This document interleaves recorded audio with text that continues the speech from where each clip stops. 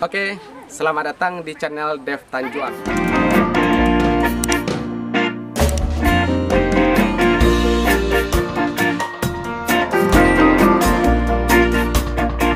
Oke, hari ini saya sedang berada di Kabupaten Tebo, tepatnya di Desa Giriwinangun, Kecamatan Rimbo Ilir.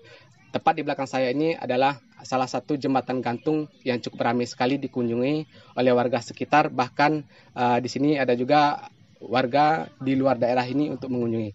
Karena di sini jembatannya cukup untuk memenuhi kebutuhan media sosial. Ya, salah satunya berselfie dan juga di sini buat teman-teman yang ingin memancing, ini adalah tempat yang cocok sekali untuk spot memancing. Oke guys, bagaimana keseruannya? Yuk simak terus video saya di sini.